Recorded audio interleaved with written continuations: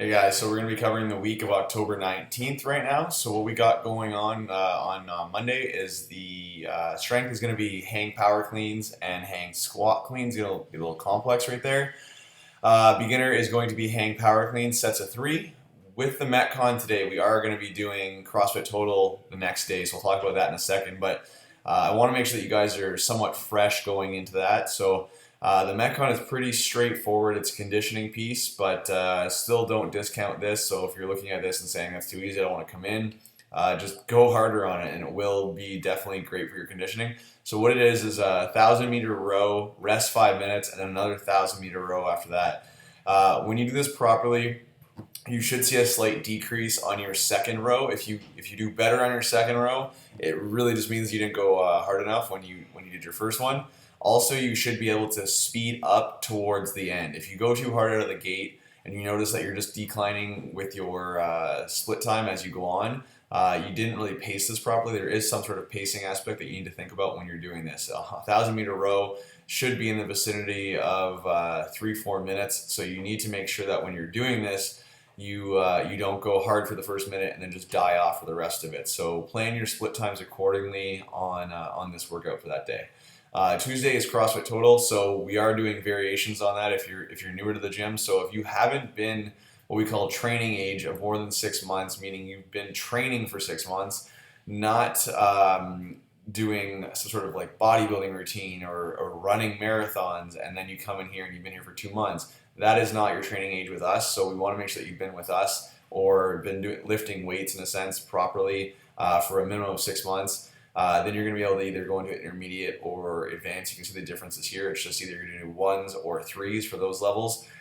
Beginner is going to be hitting 5. So if you're relatively new, I want you guys figuring out your 5 rep max with perfect form, not worrying about actually having a true 1 rep max, because you can't really figure that out when you're a beginner. It's not really possible, or nor do we want to take you to that level.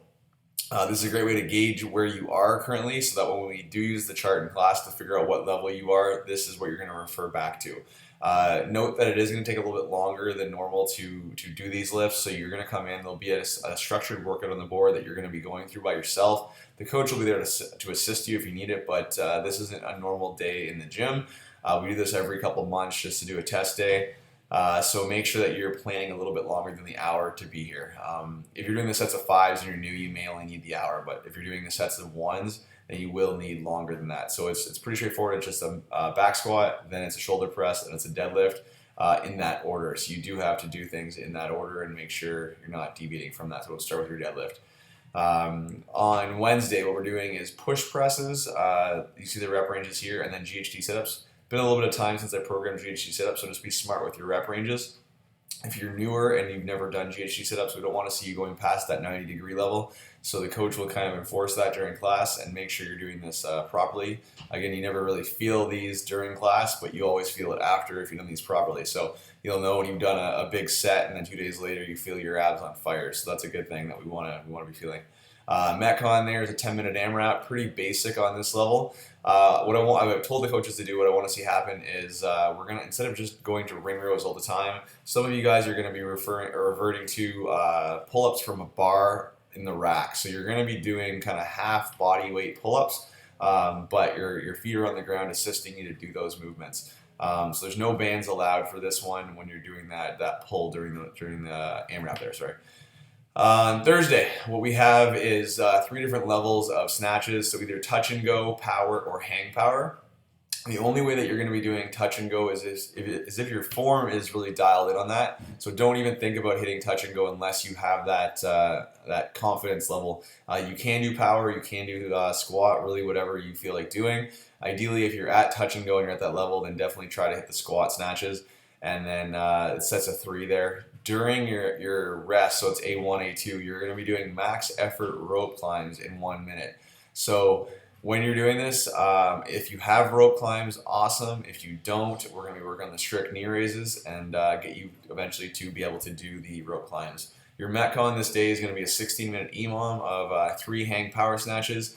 Your score is going to be your total weight lifted, so there's no prescribed weight for this. You're going to choose, similar to what we did on the grand opening and the 5-year anniversary a couple weeks back. You only get 3 attempts per round. If you fail an attempt, it's 0. So you need to kind of figure out where you want to be and how much weight you want to lift over those 16 minutes. It's an accumulation of all your reps combined. And you cannot change your weight as time goes on. So you can't start out light and change it or vice versa. So make sure you're picking weight accordingly and going as heavy as possible with good form. On Friday, we're going to be doing all back squats, finish those up, and then going on to dumbbell step-ups. It's been a little bit of time since I programmed this. The coach will have a couple notes for you guys that I want you guys to follow. A couple things such as you're not going to be picking a box that when you're lifting your leg up to step on the box that your thigh is past 90 degrees, so make sure you're not using a 24-inch box to do this.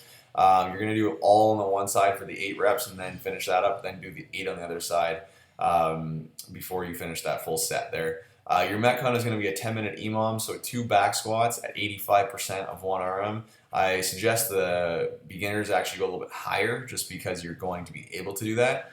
So maybe 90% of your 1 RM, and then you're going to have a 1-minute rest after the 10-minute EMOM, and then you're going directly into Tabata sit-ups.